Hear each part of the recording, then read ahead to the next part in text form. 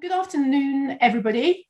I'm going to be introducing Miranda Butler today and Ollie Percy, and they're going to be talking to you about changes to CPR 54 judicial review procedure. It's really important that everybody's got their head round because certainly the new head judge, lead judge of the administrative court, Mr. Justice Swift, has made it absolutely clear that there's to be a robust and rigorous approach to ensuring adequate observance of the JR procedures. So just for you all to know, there's a chat facility and a Q&A facility for putting questions. If you put them in the chat box or in the Q&A box, then we'll come to them at the Q&A at the end. Without further ado, I'm going to hand you over to Miranda, who's going to speak to you about a general overview of the changes which have been introduced by the amendments to CPR 54. Take it away, Miranda. Thanks so much, Amanda. I do appreciate that. I understand that Amy, our superstar marketing expert, is hopefully going to be doing my slides for me. So if you're able to pop those up on screen, that'd be wonderful.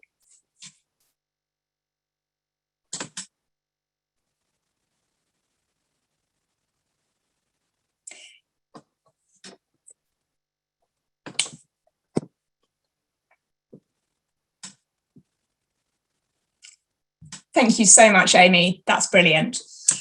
So there are 4 slightly amended practice directions. We are not in untravelled territory. These are not the most radical changes that we've ever seen to the civil procedure rules. But as Amanda has already correctly identified, there is a real shift in emphasis and tone. And what we're going to be talking about today principally is practice directions 54A and B that are probably the ones that practitioners are going to have to refer to mostly.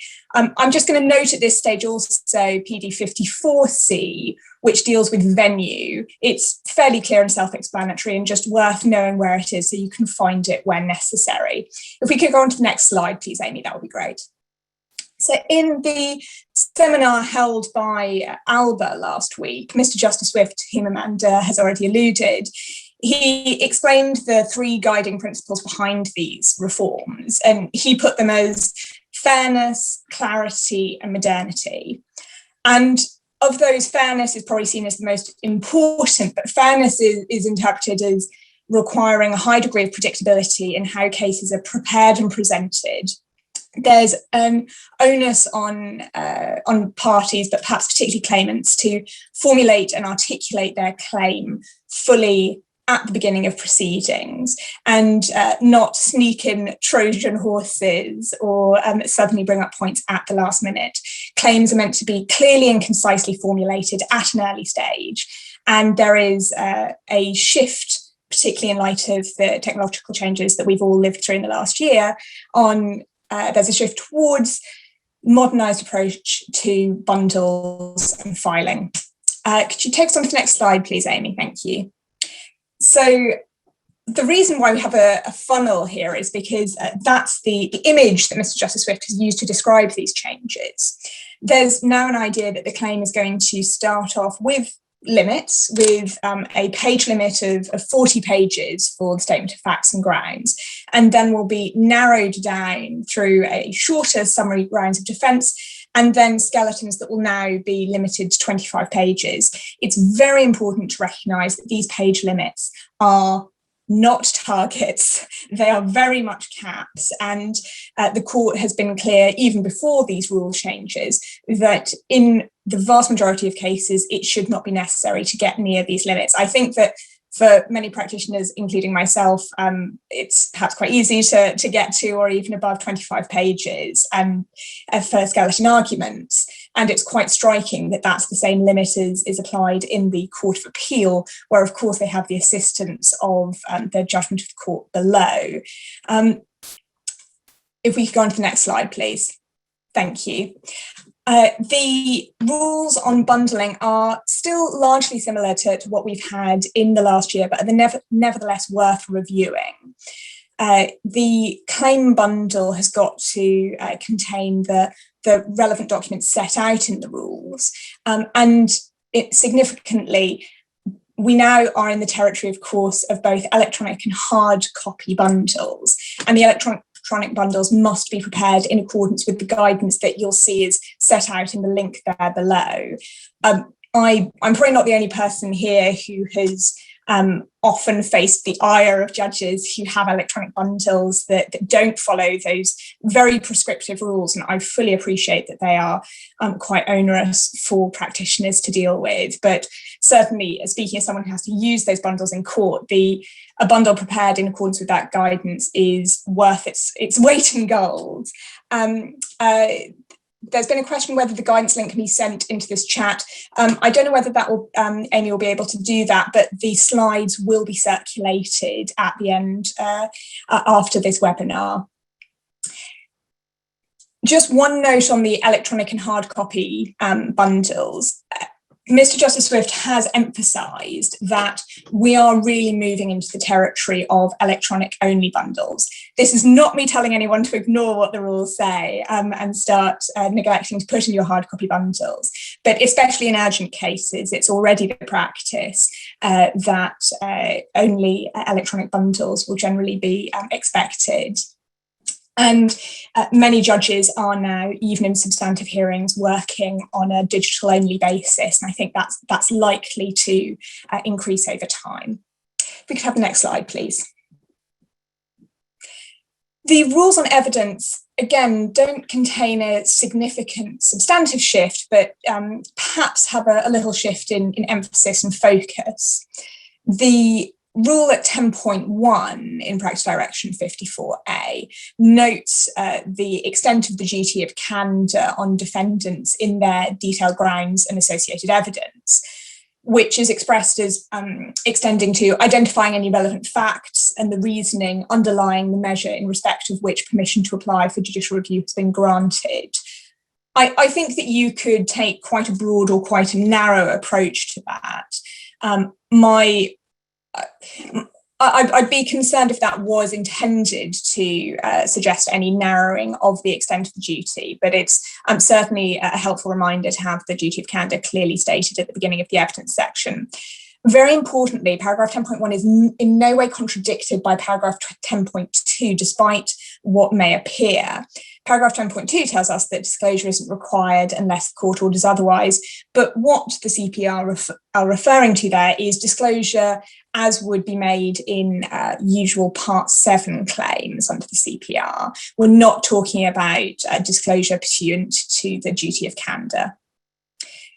It's also worth noting that whilst the expectation is that this won't take place, the Practice Direction still does make provision for cross-examination of witnesses where necessary. Thank you so much, Amy. This is my last slide before I hand over to Ollie. Perhaps a significant part of these rules is the emphasis on the need to make sure that your claim is pleaded as early as possible and as clearly as possible. What the court has repeatedly deprecated and is certainly trying to ensure practitioners avoid is raising arguments at the 11th hour, making new points while you're on your feet and asking the court to consider them.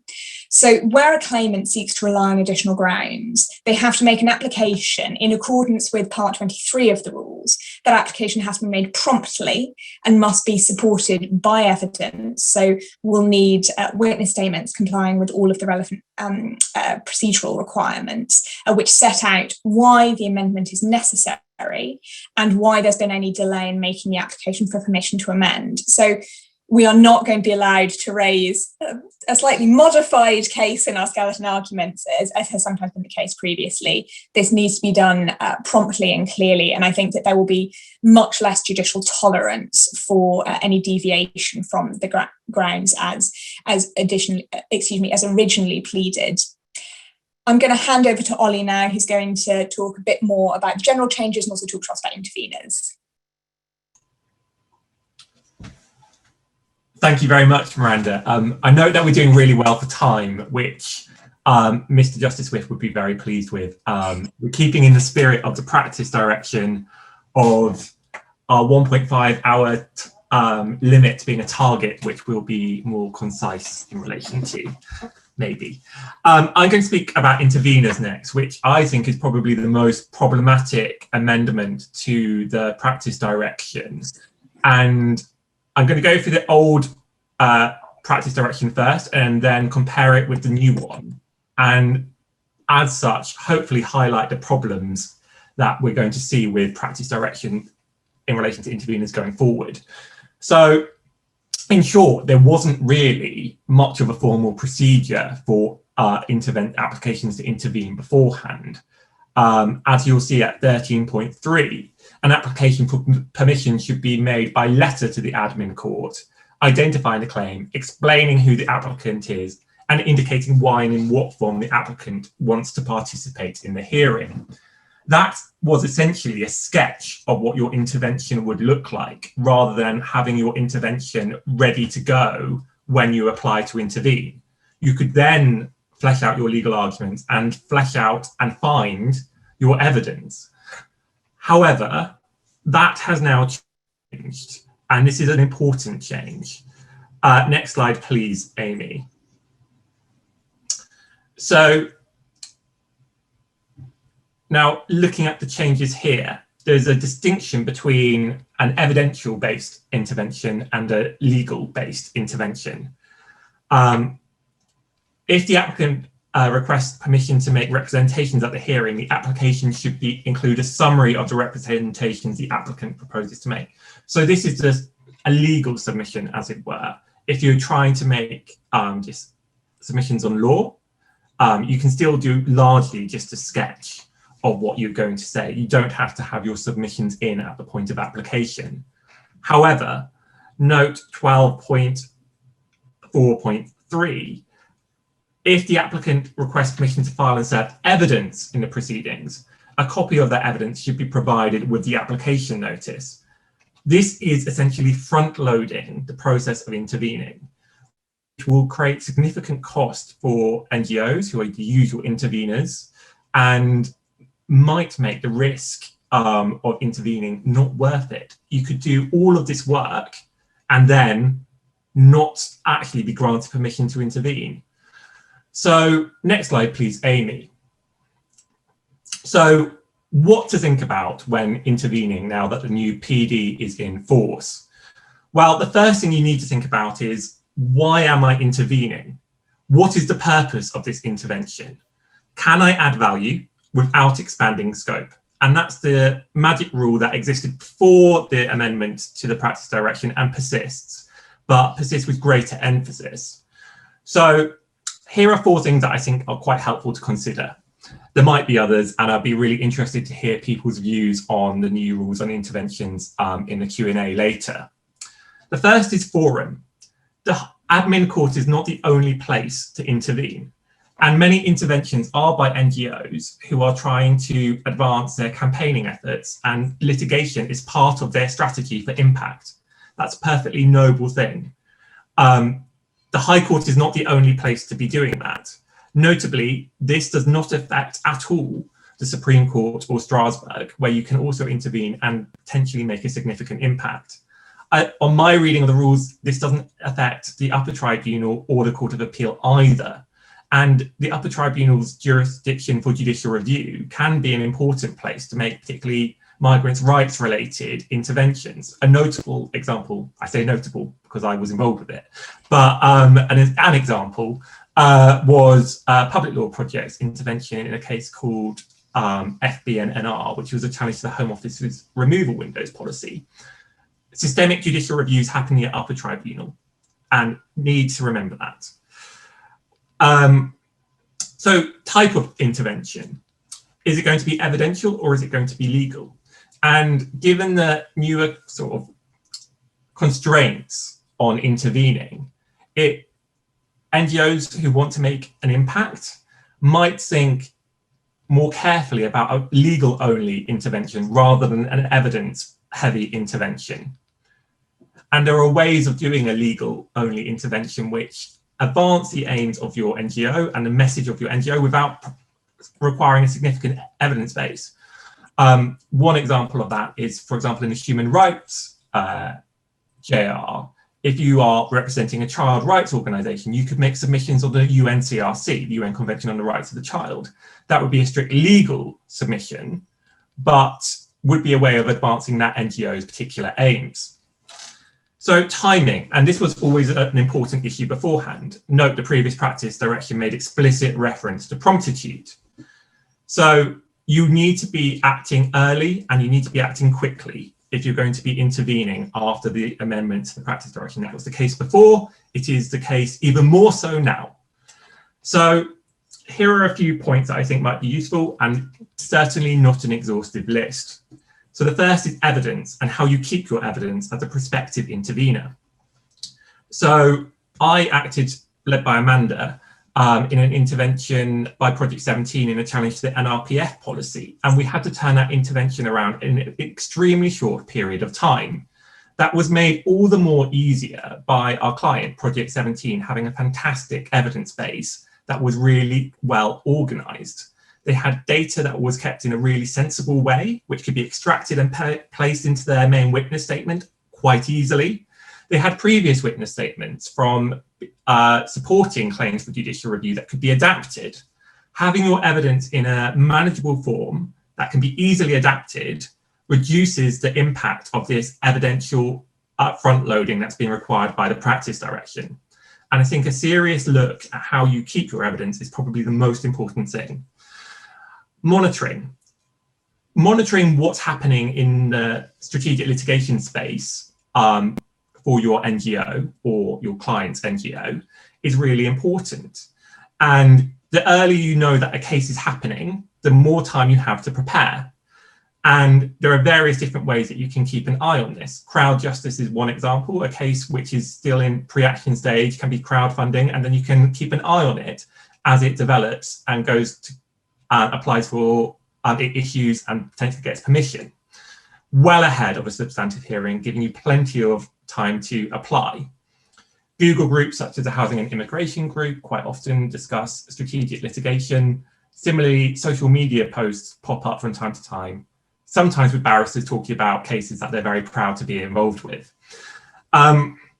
Cooperation or collaboration. I mean, this is the key to all strategic litigation, is speaking with the people that you're working with and being reasonable.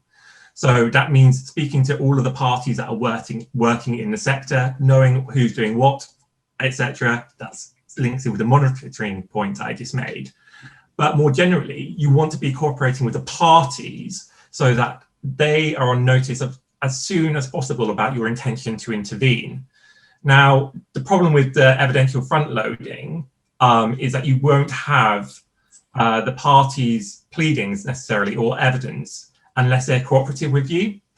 And whereas if the permission, whereas previously, once an order granting permission to intervene is granted, they have to give it to you. So this means that your evidence might be being developed, particularly if you're a potentially hostile intervener to both parties, or neither party really wants you there. It might be quite difficult to work out exactly what evidence is in play at the moment and where you could add value, which I think is one of the main failings of this reform to the practice direction. However, cooperation, trying to get on with the parties, or at least one of them, is crucial if you're going to try and succeed in intervening under the new regime. And then the next issue is streamlined decision-making. And NGOs, regardless of the size, can put better procedures in place, or will need to often put better procedures in place to ensure that an intervention can be signed off very quickly. You do not have time.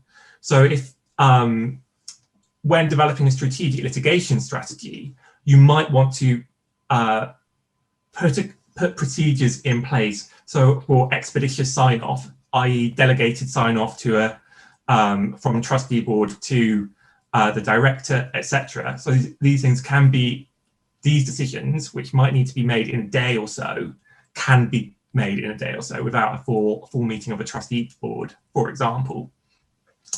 And then I just wanted to briefly flag the rules on costs which apply in the High Court and the Court of Appeal, and the important reforms to costs that happened a few years ago in the Criminal Justice and Courts Act 2015. Now, they essentially tighten up the rules and made prospective interveners more careful in, and it's really the spirit of these reforms that are echoed in the practice direction, about staying in their lane, but adding value. And it's really important to have those rules in mind when formulating an intervention. You can't, if you act as basically the claimant, then you might get punished in costs. If you are just wasting everyone's time with a pointless out of scope intervention, you're going to get punished in costs. So all of this needs to be considered alongside the reforms that have taken place to interveners already. Next slide, please, Amy. So now on to skeleton arguments, which will principally be a pest to counsel who need to be more concise, but it's important that everyone's alive to what these reforms say. I would note that some of the reforms seem to will make it harder to keep inside 25 pages. So I note in bold, be self-contained and not incorporate by reference material from previous skeleton arguments or pleadings. You can't just be see my grounds, see X document. You have to put it in. So that degree of, which I might use basically repetition of previous pleadings, will actually bulk up your skeleton argument and make it harder to stay in the 25 pages. But that's what the court has said it's going to have to happen, so we're going to have to make it happen. And then the other points are pretty self-explanatory on that slide. I don't really understand the point of if more than one authority is cited in support of a proposition, the skeleton must explain why. Quite often, it's good to have a sort of range of authority to show that it's settled, or maybe it's nuanced. Anyway, next slide, please. So one way of potentially getting around the 25-page limit, although Mr. Justice Swift was very clear to make in his ALBA seminar that this was not a sort of free pass to get more, to break the 25-page word, 25-page page limit, is chronology, is the use of a chronology, which will be agreed between the parties. This should set out agreed facts. Judicial review is not meant to be a fact sensitive form of litigation compared to other areas. So it should be possible to agree facts between the parties in a chronology, and this does not count towards the page limit. But Mr. Justice Swift was clear, the principles that have that underlie this reform apply to the chronology too. So there is no, you cannot have a verbose, baggy, whatever word you want to use, chronology, and it's not a way of basically getting the detailed fact pattern that you wanted to get into your skeleton in another way. So you need to think carefully about how you will use it, and also it obviously needs to be agreed, along with agreed list of issues, an agreed list of essential documents, and an estimate for how long it will take a judge to read these documents. Next slide, please. So what are the consequences of not complying with the practice direction? Well, Mr. Justice Swift was clear that it's up to the individual judge, but some of the consequences are quite severe. Your skeleton argument being returned, or potential cost consequences, neither of which are what you want. More generally, Mr. Justice Swift was clear that the practice direction would be stuck to and must be followed. So I think we're going to see quite firm policing by the admin court of compliance with the practice direction. And next slide, please. So what will the impact of the reforms be? Well, it's really quite hard to say after one day, and I doubt any of us have actually litigated a case, given that it was bank holiday yesterday. Will there be clarity, fairness, and modernity, the underlying principles of the reform agenda? Maybe. Time will tell. Will it be difficult for nuances to be conveyed? Potentially, if we have to streamline skeleton arguments to the point that subtlety is lost. Will there be longer hearings? Well, we won't be able to rely on skeleton arguments to set out the case as much, potentially. So we might see there might need to be longer hearings if judges are not prepared to just look at the skeleton argument, or the skeleton argument doesn't provide that potential. And then fewer interventions. For the reasons discussed, there might be a chilling effect on potential third-party interveners because of the need to evidentially front load if it's doing an evidence-based intervention. And I think that's the end of my slides, and I hand over to Miranda. Thank you so much, Ollie. I've got the pleasure of talking to everyone about urgent applications. I am sure that there'll be many practitioners watching this who have done hundreds of these. And so I apologise if I'm teaching any of you to suck eggs. However, the amendments to the practice direction do place greater emphasis and focus on the correct approach to these applications, and particularly given some of the adverse or possibly even hostile judicial attitudes with which these applications have met over the last few years, I think this is an opportune moment to review how we should be approaching these applications and making sure that you win the court's benign attention as easily as possible. So, of course, urgent applications, and I'm dealing here with urgent applications made within court hours, are started using a form N463. And the reason why I've set out here the three items that have to be covered in it is because I have in my practice sometimes seen form N463s, which treat these as a superficial tick box exercise, which it certainly is not. You need to give frank, full and fair details of the reasons why you're seeking urgency, whatever the nature of that application, whether you're just asking for expedition or whether you're asking for interim relief. The timescale for both for the court reviewing the form itself and for the relief you're seeking has to be clear and reasonable. Try to give both the court staff and your opponents as much time as is reasonably practicable. And most importantly, you need to give full reasons for why the application was not made sooner.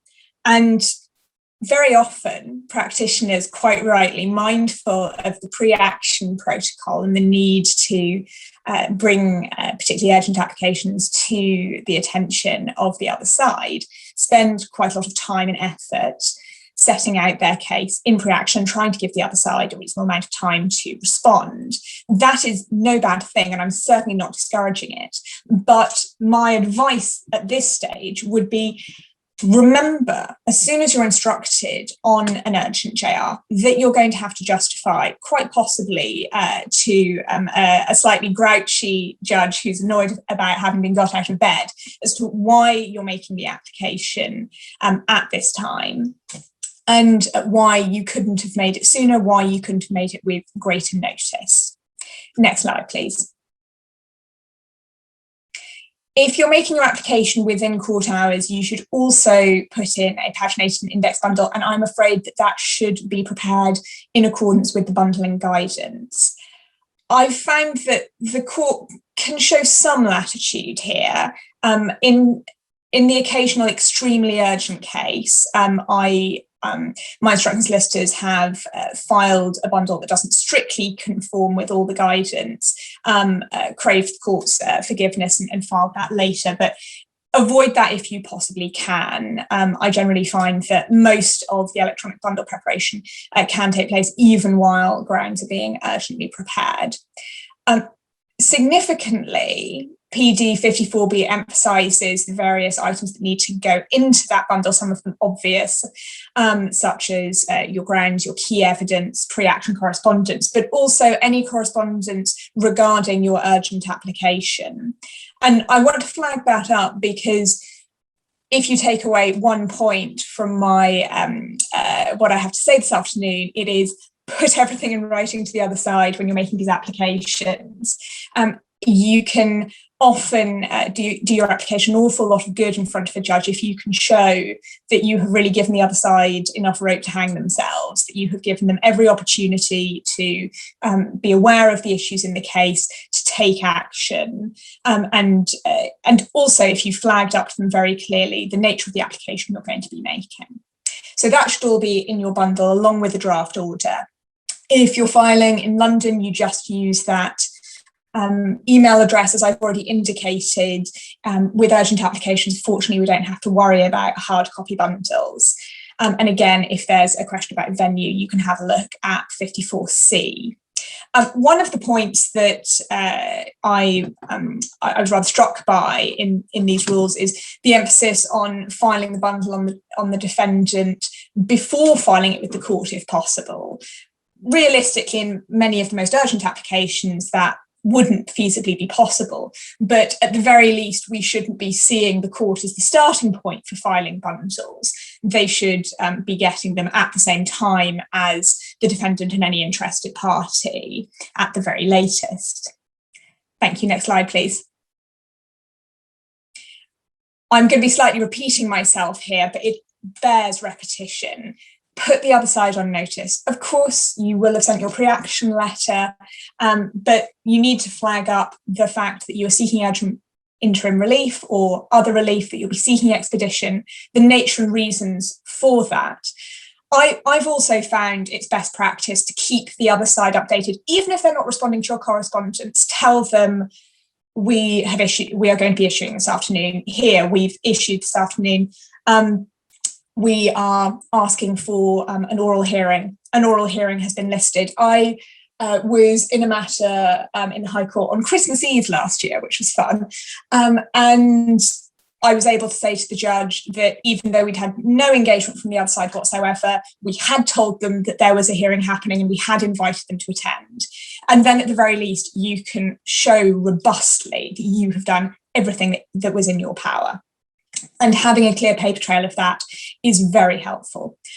The court will invariably want to know what the other side has to say. And so if you rush to court and seek relief where the other side could have been expected to attend or could have been given greater notice, you are very unlikely to get what you are looking for.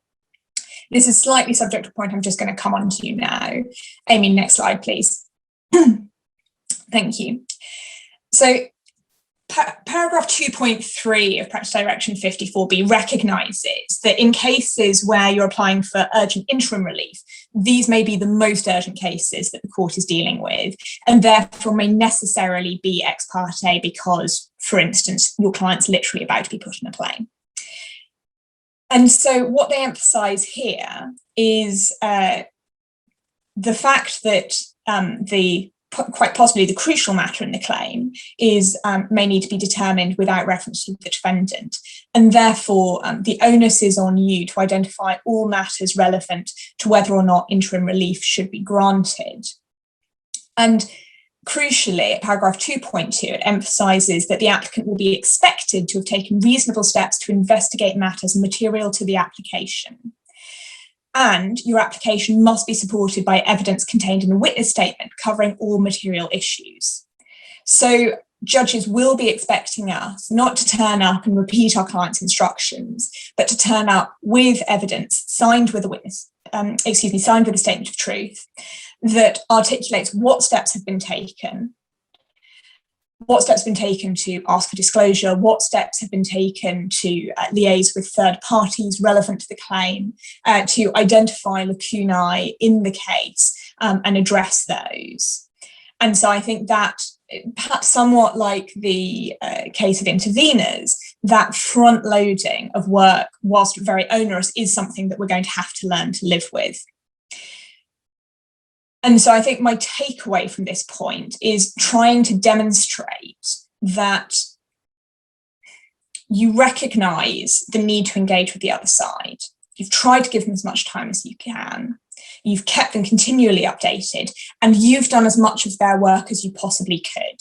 If there are relevant third parties with whom the defendant would be liaising or from whom the defendant might be seeking evidence, have you tried to reach out to them? Have you got witness evidence from them? If there's potentially adverse evidence, what have you done to investigate that further? And if you're saying that that adverse evidence shouldn't be held against you, have you provided evidence to show that?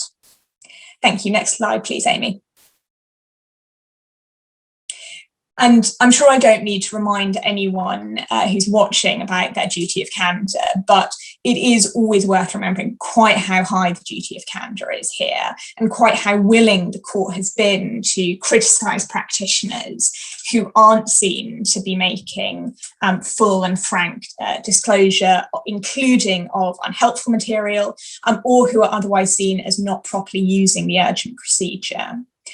So one of the points I've actually taken to incorporating in my own practice is, if there is a complex factual background to the claim, and therefore the judge might be likely to skip over some of the paragraphs in the factual background of my grounds, I will put in bold adverse material to demonstrate I'm bringing it to the court's attention. Similarly, if there might be unhelpful or contradictory points that should be going in the N463 or the claim form, you should make sure that they are in there. And this is not a way of hampering or disarming your own case. This is a way of strengthening it. You should preemptively identify the points that are going to be taken against you so that you can explain why you should nevertheless win. It was one of the most helpful things that the first judge I appeared in front of in one of these applications asked me. He simply said, "Miss Butler, if the Secretary of State were here, what would she say?" And I just think that every time I deal with one of these applications, and we should be able to articulate that. Similarly, in DVP, whilst there was a very important and compelling strategic issue to be litigated, it was a case in which an urgent application was made with quite a mass of supporting material that was quite lengthy, and where the clients involved were no longer, in fact, in the Penally camp. And that was an interesting case because it wasn't in dispute that there were still individuals in the camp. The individuals had been being moved out, often shortly after judicial review proceedings were brought. But nevertheless, again, Mr. Justice Swift approached that case with a laser-like focus on the procedural aspects, and it's certainly a judgment worth reading to remind us of how carefully even experienced practitioners have to approach these procedures. And I think that judicial attitude is not going anywhere anytime soon. Next slide, please. So I've already said I'm not particularly going to focus on out-of-hours applications because the amendments to the rules principally focus, almost exclusively focus on in-hours applications. But it's worth just reminding ourselves what to do if we are faced with the nightmarish scenario that can be out-of-hours applications. So if you can't get your claim filed between 10 a.m. or 4:30, at a minimum, you should be... usually it'll be counsel, should be sending in the out-of-hours form. But in my practice, I really do try to ask my instructor solicitors to put together a concise electronic bundle, ideally complying with the electronic bundling guidance, if at all possible. I generally find that if I have time to write an out-of-hours form, I have time to draft very brief grounds and put together a very concise bundle of the absolutely key documents.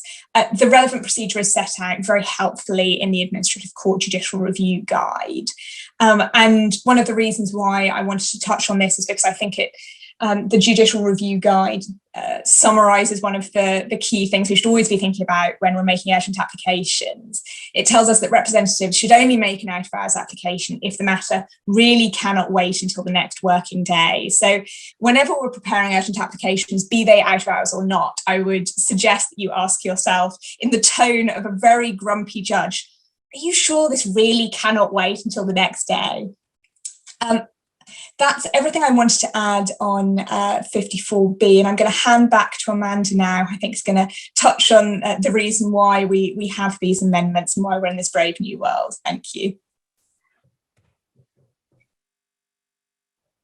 Thank you very much, Miranda. I'm going to talk a little bit about a case called Dolan. This is the judgment at the back end of last year from the Court of Appeal on the challenge by Mr. Dolan and some others to the COVID regulations. It was a challenge to the Secretary of State for Health and Social Care and the Secretary of State for Education about aspects the COVID regulations, which it was claimed in that judicial review were unlawful and breached aspects of the Human Rights Act. That decision, I'm not going to go into obviously the merits of that judgment, but it is important for looking at procedurally the direction of travel as regards the rigorous approach which the higher courts are taking to the formulation of judicial review. And I think it's fair to say that some procedural hiccups along the way, which have been sort of managed ad hoc by the court, the court's proposing to lay down some clearer guidelines about how the court should deal with these procedural hiccups, and also what the consequences are for a party bringing a claim of a failure to give the other side a proper opportunity to answer the claim and aspects of the claim. I think we've all, certainly as claimants, been on the receiving end of behaviour or conduct on the part of our opponents and their opponents' clients it's not necessarily helpful. And I think that the court recognises that can happen from both directions in an environment and a climate when the scope and importance and the weight to be attached to judicial review as an aspect of our democracy is definitely under attack. I think it's fair to say that the court for some years now has been at pains to point out that the government and that those public authorities defending such claims should have a proper opportunity to respond to them and not be taken by surprise, or to have to deal with necessarily the procedural hiccups that can occur along the way, simply because of the speed that everything tends to happen at. But I'll go into a bit more detail about what the Court of Appeal had to say about the particular problems arising in this claim, because this was a claim, a challenge to regulations. And the point about regulations is that they don't just affect the person who's bringing the claim, but they affect potentially everybody, but in any event, a wide class of persons. And so any challenge to regulations, the court points out, has to be brought promptly. And that's the first point that they make. And indeed, this has been underlined by the changes that you've heard about from the procedural changes you've heard about from procedural strictness that you've heard about from Miranda and Ollie. The point that under the CPRs, judicial review has to be brought promptly and in any event within 3 months, which means that, and we've all heard this and we've all said this a million times, it doesn't mean that you've got 3 months to bring the application. It means that you have to look at all the circumstances of your case, including, as in the COVID regulations case, cases where a large swathe of persons is going to be affected potentially by the claim, and to bring the claim as promptly as possible. And so I'll just give you the citation for Dolan. It's 2020 EWCA Civ 1605. And so what the court says about promptness is that, disagreeing with Mr. Justice Lewis, who decided that the case had been brought sufficiently promptly, it was brought 2 months after the publication of the regulations in question. They disagreed with the Lewis J, and the court held at paragraph 35 that, in their view, and I think this is the 2 points that they relied on. Firstly, they doubted whether the claim was made promptly in the circumstances of the case, and I think that's important to remember, that 3 months might be perfectly appropriate in some cases and not in others. Secondly, as the court pointed out, many third parties were potentially affected by the challenge, not least in possible criminal proceedings. And thirdly, the issue of vires, that's to say whether the regulations were made within the regulation-making powers of the Secretary of State, was one which the subject of public debate, certainly amongst lawyers, immediately around that time. The regulations were first made in late March. So what they were saying was, everybody knew that there was going to be a problem with these regulations It ought to have been possible to formulate the challenge and bring it more quickly. As they say, it could have been dealt with very quickly. And then lastly, the court says that we bear in mind that one of the arguments that was made before us as to why this court should grant permission to bring a claim for judicial review, even if it become academic, is that otherwise the claim could never be brought because the regulations have been changed many times. But as the court says, that, if anything, underlines how important it is for a challenge such as this to be brought very soon after the regulations are made. And they say, in our view, this is not a case in which it should have taken almost 2 months. So it wasn't even at the 2-month mark, and the court said it wasn't brought sufficiently promptly. So what you take away from that is that when you're looking at time limits, you're not looking at 3 months as a backstop in all cases. What you're looking at is whether you can bring it more quickly and what will be the consequences for third parties and for your potential opponents if you don't. What is the judge likely to think of it? So that's of any delay. So that's the first important thing. You can take away from that the courts are going to be scrutinising more carefully the timing of claims and expecting explanations in all the circumstances of the case where there's a potential. So, for instance, in grounds, you don't want to just deal with the question of delay, an application for extensions of time when you're formulating your grounds. You also want to deal with the issue of promptness to show that you've considered it. And if there is any particular reason why it took 2 months instead of 1 month, then you can pop it in your grounds. And you might need to put in a witness statement to back it up, depending on what you're relying on. The second part of the judgment is at the end that I wanted to draw everyone's attention to, and it concerns some procedural matters which were dealt with in a postscript. And the first of these is some rigor. And again, I think it's fair to say that this isn't a new departure by the judiciary. This is something which is featured in a number of particularly Court of Appeal cases, reference to procedural rigor. But what they say in this case at paragraph 117 is that procedural rigor is important, not for its own sake. It's important in order for justice to be done. It's important that there must be fairness to all concerned, including the wider public as well as the parties. And there we see again a reference to the slightly self-conscious approach by the courts in the current climate. It's important that everyone should know where they stand so that, for example, the defendant can properly prepare evidence in a timely fashion. Again, a nod to the problems that the defendant who wishes to behave unlawfully, the defendant who seeks to defend themselves against a challenge that they've acted unlawfully should have an opportunity to evidence that case. So once again, the reference to, there are two other aspects of procedure that the court deals with in the postscript. And the first of these is the problem of rolling review. Now, in this particular case, the Dolan case, we had quite a familiar situation where the government or the relevant government department issues a set of regulations, and then in the face of, against, I think it's fair to say, a very urgent background, and then faces a number of complaints or input from other various sources about what those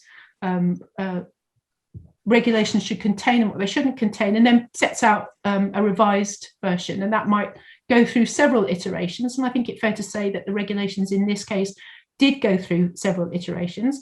And we also have to be mindful of the particularly urgent context in which those regulations were made. However, what the court says here, and I don't think they say anything materially different about how rolling review is to be generally deprecated and avoided. But I think it's important that when you're looking at the consequences of a further decision being made by the decision maker subsequent to the decision that you challenged, that you have to very carefully, one, ask yourself, do you need to object to that decision being admitted as part of the extant judicial review?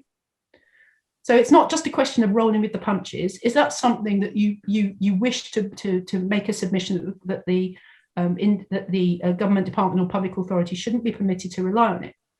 But if the point is reached where the court is dealing with, say, a defence or an acknowledgement of service, saying, well, all this can go away, it's completely academic because we've taken a fresh decision and here it is. It's highly important, or indeed indicates that they're going to take a fresh decision. It's very important that you carefully consider the relationship between the substance of that decision and your complaint.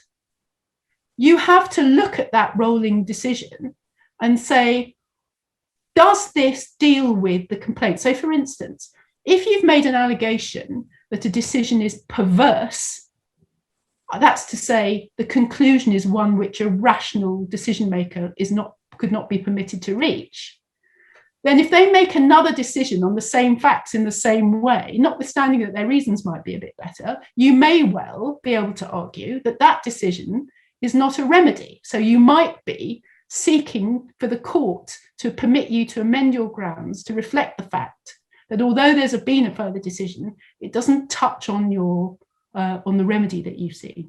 Alternatively, it may be that in the circumstances of your pleaded case, that if you've asked for a reconsideration and you've got a reconsideration, what you should be doing is conceding your judicial review and starting again if required.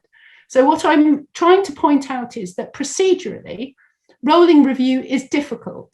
It's difficult for judges and it's difficult procedurally.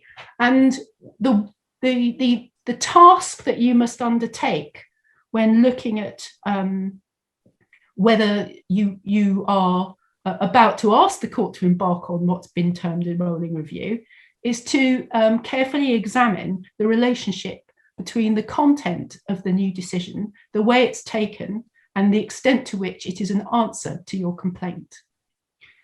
And then the last point that the court makes in Dolan, which is absolutely reflected in detail with the latest amendments to the practice direction, is the problem about length and complexity of the grounds of challenge. And the amended statement of facts and grounds in this case, Dolan, ran to 87 pages. I don't know if it was double spacing, it may well have been.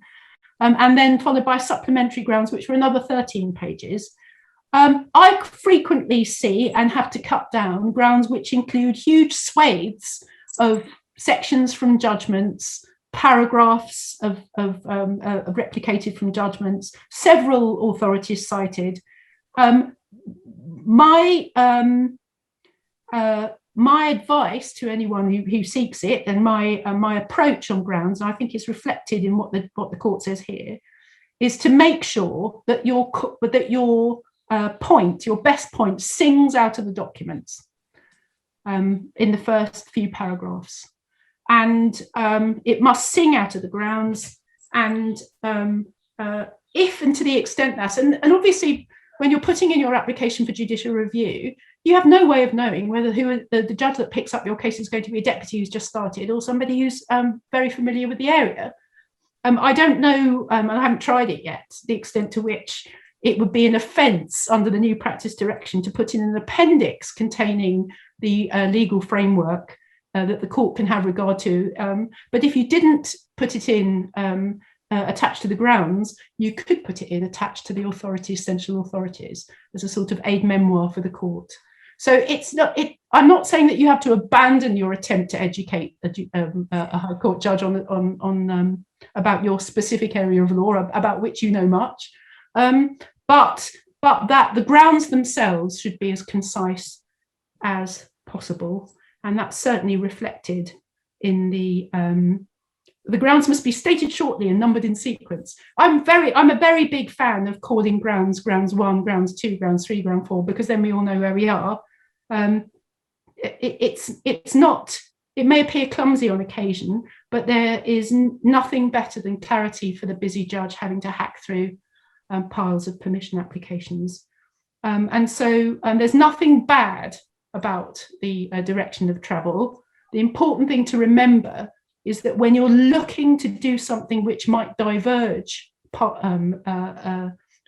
may, at the cost of being able to explain your case, you're finding it difficult to comply with the letter of the practice direction, take a steer from the practice direction which says, look, keep it short. If you can't, explain to us why. And indeed, that's the approach taken by the Court of Appeal when dealing with skeleton arguments which are necessarily longer than 25 pages. So no one's being unreasonable, but more effort needs to be taken to keep grounds as short and punchy as possible. So that's all I had to say about Dolan. And now at this point, we're just coming up to 6 o'clock. We've got some time for questions. Some people are sharing their traumatic experiences with being told off about things they've done wrong in the chat. And so I don't know if Miranda and Ollie, you've got access to the chat. Ollie, you've taken us through the problem about e-bundle pagination not matching up with the PDF numbering. Is that something which is being addressed by the new guidance, I take it? Is that right, Ollie? Ollie, do you want to come back on that? I think Miranda actually went through bundle. Was it Miranda? Sorry. I'm so sorry, my audio dropped for a minute. What was the question? It's about the problem of the e-bundles pagination not matching up with the PDF. Oh yes, that's always a nightmare. And what I find it is the best way to deal with a cross judge complaining about that is I throw myself on their mercy and tell them that it's just as bad for me as for them. But that's not so helpful. There is actually quite helpful guidance within the guidance that we've linked to in the chat. They actually link to an explanation about how to make beautifully prepared Adobe Acrobat bundles if you have the appropriate software, which is quite helpful. So it can be done, but I appreciate it is very time consuming for busy solicitors. And I think if for whatever reason you don't have the time or you don't have the software, just tell the court that. Say, we're very sorry, we're a small community law firm that runs on an absolute shoestring and we can't afford Adobe Acrobat Pro. And frankly, if the court tells you off after that, then that's the court's problem. So we've also got a comment here from Wayne Layton about Strasbourg having ruled that the promptness rule is incompatible with the ECHR. You haven't given us a name of a case here, Wayne. I think actually, by my recollection, that does. Ollie and Miranda, do you know anything about which case that was? I don't know that one off the top of my head. I suppose it would depend how you formulated the claim. Obviously, the HRA limitation period, it can be much more generous than the JR one. I think it's very rare that you get a case which is just about human rights in the administrative court. It's usually administrative law plus a human rights argument. And where you had a sympathetic individual claimant with a compelling human rights claim, you'd think that would be an extremely good reason to extend time or at least to disapply the requirements of promptitude.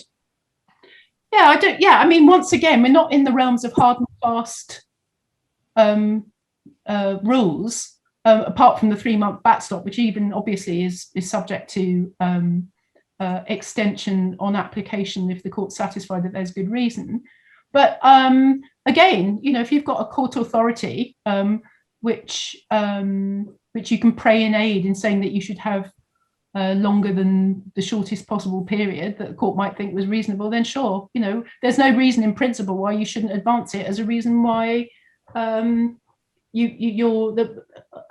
principle of promptness which might otherwise be applied shouldn't be applied to you. I mean, again, it's not so much a question of not having scope to argue that the promptness rule shouldn't be applied strictly in your case. It's about making sure that you front load your grappling with this kind of issue from the off and don't get surprised by it, that you're ready with your evidence, your explanation, your case law when you make your application. Now, there seems to be a dearth of questions. Does anybody want to come through with some more questions? There is a question from Sonia Routledge in the Q&A. Okay. Is there any sense of whether or to what extent the UT is interested in adopting any of the new rules?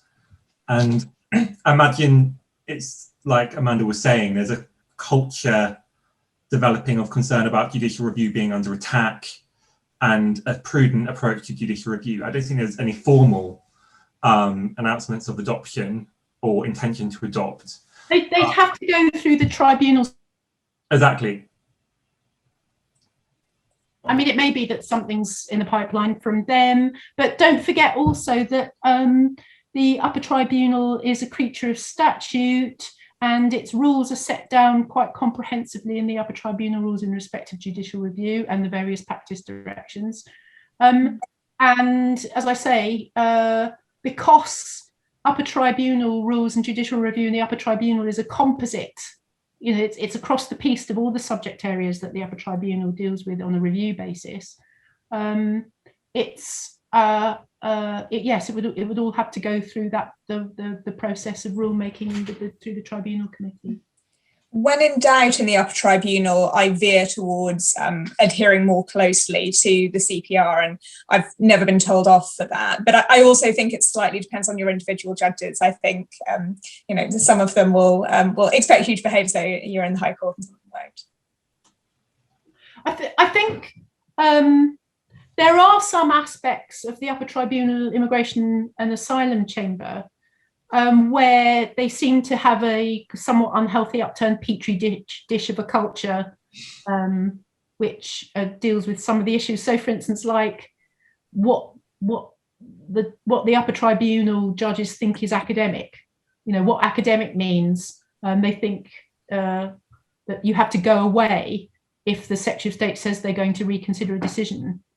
That might be something which the upper tribunal is used to seeing in its appellate context, but in its judicial review context, that's not the end of the inquiry, and I think that the upper tribunal often treats it as if it is.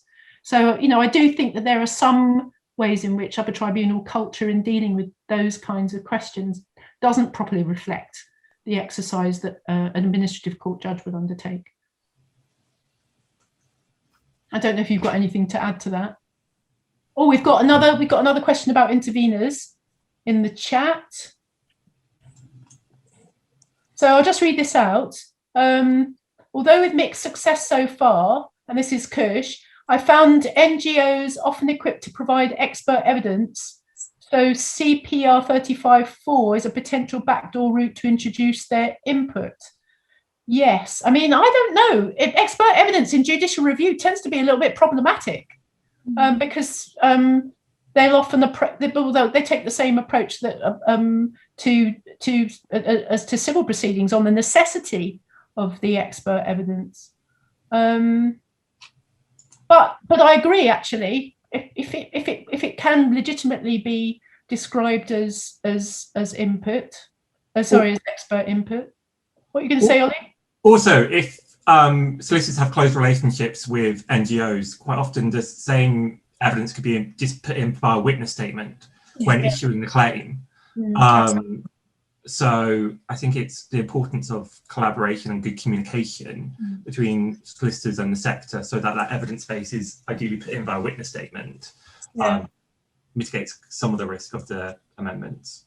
Yeah, and one of the procedures that assists in that I think is underused is the CPR 18 request for further information. I think that's an underused route in judicial review. I mean, it's fairly common in civil proceedings, but that is in my view is quite a helpful process for sort of fleshing out what the other side's answer is to your case. You know, when you want, so for instance, quite a lot of the time, a lot of the evidence that you need to establish your case is evidence that the Secretary of State is in a much better position to obtain, and may well have that information. The Rule 18 process is something to have in the back of your mind when you're thinking about forcing the Secretary of State to evidence aspects of the case that they've sort of fudged over. That never happens, I'm sure. But I mean, another thing also is to remember that, that one of the advantages of doing both claimant and defendant work is that you're alive to the kinds of points that a defendant might take. So, for instance, in a situation where you've got a judicial review on foot and the Secretary of State defends it on one basis at the pre-permission stage, then you obtain permission and then you get the defence, the detailed grounds of defence. It says something completely different and may raise a point of law which should have been raised as a challenge by the Secretary of State or whatever the decision is. If you're dealing with, say, a judicial review of an inferior court, but as claimant representatives, I think we miss a trick sometimes in taking those pleading points, because I think that one of the consequences of this emphasis on procedure is that there are going to be more pleading points, and they're going to, whereas the sort of attitude of the court used to be, well, we're here now, it's public law, this is all in the public interest, it raises an important point, and now we're here, let's deal with it. I think the approach of judges is going to be less generous in that regard, and more focused on whether a point should be permitted to be taken where the procedural rigor hasn't been observed. And now I'm looking at the time. I'm seeing it's 10 past 6, and it's still sunny outside. So I can't see any more questions. Are there any more questions in the chat? Can anyone see any? No? Right. So I think on that bombshell then, unless anyone's got any urgent questions that they want to stick up quickly in the chat, it only remains for me to say thank you very much to Miranda Butler and to Ollie Percy for their excellent descriptions of the latest changes to CPR 54 in the practice direction, and to thank everybody for attending. Thank you.